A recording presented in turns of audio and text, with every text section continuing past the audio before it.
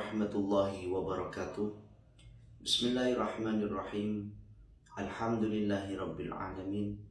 Nahmaduhu wa nasta'inuhu wa nastaghfiruh wa na'udzu billahi min syururi anfusina wa min sayyiati a'malina. May yahdihillahu fala mudilla lahu wa may yudlil fala hadiyalah. Bulan puasa bukan hanya kita menahan lapar dan dahaga saja, tapi bagaimana kita juga bisa menjaga terhadap diri kita, terhadap perkataan kita, terhadap perbuatan kita. Bagaimana berpuasa kita bisa menjadi maksimal dan menjadikan ibadah kepada Allah Subhanahu wa Ta'ala.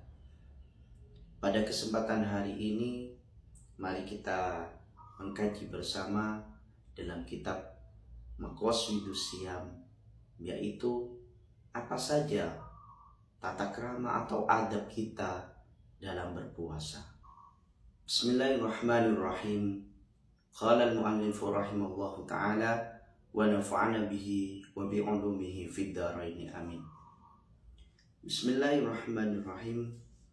Faslun as-salithu fi adabihi wa hiya sittatun ahaduha hifdzul lisan. Dijelaskan dalam kitab Maqasidus Shiyam, yaitu pasal yang ketiga tentang tata krama atau adab kita di dalam berpuasa. Wahia sittatun, dijelaskan ada 6 adab di dalam kita berpuasa. Yang pertama hifdzul lisan, yaitu menjaga lisan kita. Menjaga lisan kita dari perkataan kotor, dari ghibah, kemudian dari mencela orang lain, adu domba, wajawari anil mukhalifat, dan menjauhi dari segala perbuatan yang bisa menyakiti terhadap orang lain. Disebutkan di dalam hadisnya kata Nabi Muhammad SAW, "Man lam yada' qaul az-zur wal amal bih." Barang siapa yang tidak bisa meninggalkan terhadap perkataan dustanya, kemudian dia mengamalkannya, melakukannya, falaisa lillahi hajatun fi ayyati'a ta'amahu wa syarabahu. Allah tidak akan butuh kepadanya jika ia sekalipun meninggalkan makan dan minum. Apakah kita mau seperti itu? Kita berpuasa, kita sudah meninggalkan makan dan minum kita, tapi puasa kita tidak diberi pahala oleh Allah Subhanahu wa Ta'ala. Di dalam hadisnya Kanjeng Nabi juga yang lain dijelaskan, rubba qa'imin hadduhu min qiyamihis sahur, rubba sha'imin hadduhu min siyamihil ju' wal atsh. Banyak orang yang bangun malam, tapi dia hanya bergadang saja, tidak melakukan ibadah. Dan juga banyak orang yang melakukan puasa saja, tapi puasanya hanya menahan lapar dan dahaga saja, tapi kemaksiatannya tetap dia lakukan. Yang kedua, idza du'iya ila tu'amin wa huwa sha'imun. Ketika ada orang yang mengajak kamu atau menawarkanmu makanan, maka katakanlah bahwa kamu dalam sedang berpuasa. Hal itu agar tidak menyakiti terhadap orang yang menawarkanmu makanan tersebut.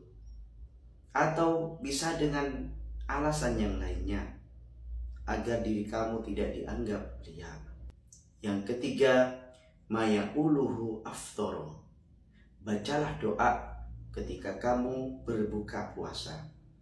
Di dalam hadisnya Kanjeng Nabi dijelaskan, yaitu ada doa dhahabadh dhama wa batalatil uruq wa thabatal ajru insyaallah. Atau yang biasa kita baca, Allahumma laka sumtu wa bika amantu wa ala rizkika aftaltu bi rahmatika ya arhamar rahimin. Di sebagian yang lain dapat disambungkan, Allahumma laka sumtu wa bika amantu wa ala rizkika aftaltu dhahabadh dhama wa wa batallatal uluku wa thabatal ajru insyaallah.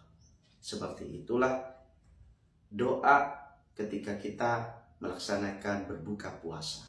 Kemudian yang keempat, ma yuftiru alaihi wa huwa rutabun aw tamrun aw ma'un. Ketika kita dalam berbuka puasa, yaitu berbukalah dengan kurma. Apabila tidak ada kurma bagaimana? Ya kita cukup dengan air. Apabila kita mungkin mempunyai rezeki untuk membeli kurma, belilah kurma itu sendiri. Karena apa? Karena itu termasuk sunnahnya Kanjeng Nabi. Kalau memang tidak punya, maka berbuka puasa kita cukuplah dengan air dan dilanjutkan dengan makanan-makanan yang lain. Kemudian adab atau tata krama yang nomor 5 dan yang nomor 6 adalah ta'jilul fitri wa ta'khirus sahur, yaitu bersegeralah untuk berbuka.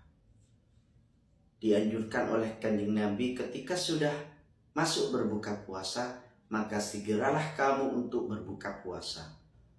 Sekalipun hanya cukup dengan tegukan air, yaitu untuk membatalkan puasa kita. Jadi jangan sampai kita menunggu terlalu lama. Jadi sebelum ketika kita sudah memasuki berbuka puasa, maka sebelum kita melakukan sholat, berbukalah, sekalipun itu hanya seteguk air saja. Kemudian di dalam sunnahnya Kanjeng Nabi juga takhirus sahur, yaitu mengakhirkan sahur. Banyak kita lihat masih ketika jam 2 mereka sudah melakukan sahur, kemudian tidur lagi, kemudian subuh baru bangun. Ada juga yang baru jam 12 malam sudah sahur, kemudian tidur lagi, kemudian nanti subuh bangun. Jangan seperti itu. Di dalam sunnahnya Kanjeng Nabi takhirus sahur. Jadi takhirus sahur, kalau kita melihat kebiasaan kita, anggaplah imsak kurang setengah jam baru kita makan sahur. Kenapa kok takhirus sahur? Karena ketika sudah masuk subuh, kita sudah mulai berpuasa, tidak makan selama itu sampai nanti terbenamnya matahari.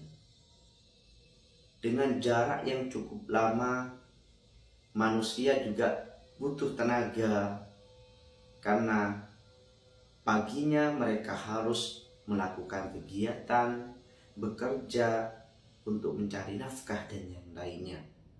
Dengan takhirus sahur yang mendekati terhadap imsak, itu akan masih ada tenaga di dalam tubuh kita agar kita nanti di dalam melakukan kegiatan di pagi hari itu tetap dalam keadaan segar dan dalam keadaan bugar. Hal-hal ini sangat penting untuk kita perhatikan. Bagaimana puasa kita tidak hanya menahan lapar dan dahaga saja, tapi kita tidak mendapatkan keberkahan dari bulan suci Ramadan. Bagaimana kita bisa menjaga diri kita dari lisan kita, dari perkataan kotor kita, dari ghibah kita, dan dari dusta kita, agar puasa kita menjadi maksimal dan juga ibadah kita di dalam bulan suci Ramadan menjadi berkah, menjadi tambahan amal pahala untuk kita semua. Itulah tadi kajian kita tentang adab atau tata krama kita dalam melaksanakan puasa. Mari kita lakukan semaksimal mungkin sehingga puasa kita menjadi maksimal dan menjadi berkah dan juga menjadi tambahan pahala bagi kita. Terima kasih. Wassalamualaikum warahmatullahi wabarakatuh.